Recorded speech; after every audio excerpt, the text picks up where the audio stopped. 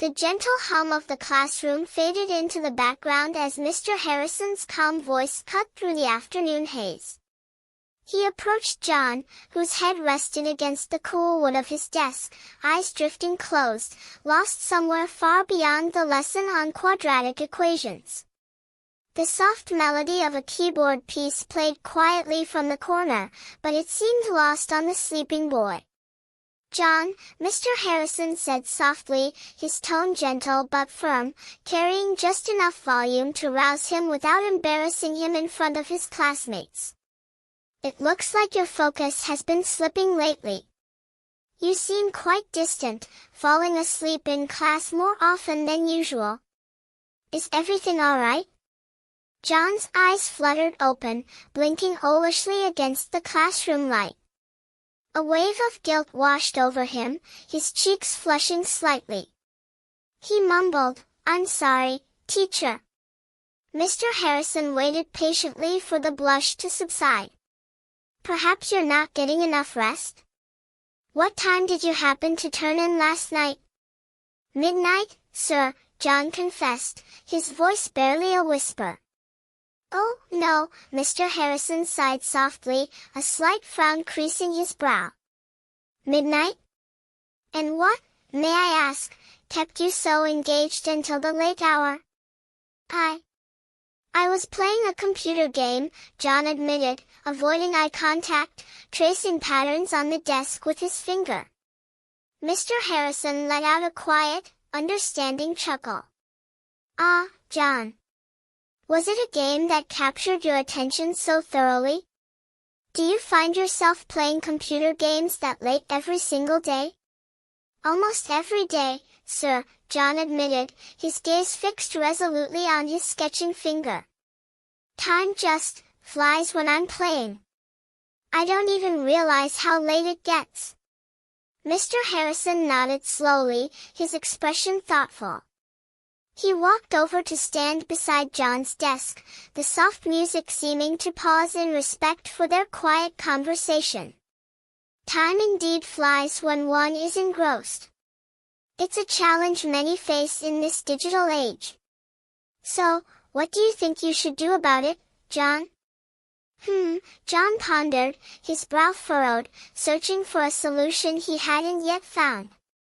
"I don't know, sir.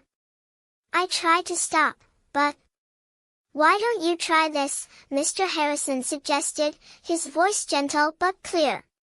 "First, set a specific time limit for your game. Decide beforehand how long you'll play. Then, set an alarm, let it sound when your allotted game time is up. That way, you'll have a clear signal to wrap things up. So, I set the end time on my alarm clock right when I start playing the game?" John clarified, a flicker of understanding in his eyes. "Yes, that's the idea," Mr. Harrison confirmed.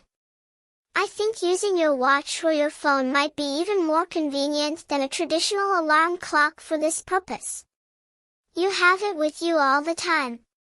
"That's a good idea, sir," John said, a small spark of hope igniting in his voice. Maybe it wasn't impossible after all. "Excellent," Mr. Harrison smiled warmly. He shifted his stance slightly. "Now, tell me, do you have any hobbies besides computer games that you enjoy?" John brightened instantly. "Soccer, basketball, and I really like to ride a skateboard." "Ah, yes," Mr. Harrison's eyes lit up with recognition. "I heard from Miss Davison that you were quite good at skateboarding. You mentioned something impressive?" "Yep, of course," John beamed, sitting up a little straighter. The fatigue seemed momentarily forgotten. "I can hop over things while skateboarding. Little curbs, maybe even rails if I'm feeling brave." "That's awesome," Mr. Harrison said, his tone filled with genuine admiration. "A balance of skill, agility, and a touch of daring. Well, John, I'll be expecting to see some positive changes soon. Perhaps more alertness in class, and maybe even a bit more time for that skateboarding?" "Okay, "Sir," John replied, a renewed determination in his voice. He felt a little lighter, carrying the teacher's understanding and the practical suggestion like a small, hopeful parcel. Music faded slightly, then swelled again softly. Mr. Harrison turned to the rest of the class, a thoughtful expression on his face as he prepared to move the lesson forward. "All right, let's perhaps revisit this scenario." Music continued, perhaps with a slightly more engaging, role-playing feel, as a role play. "Let's see how we can handle this situation." Music continued, building slightly. Let's try it this way."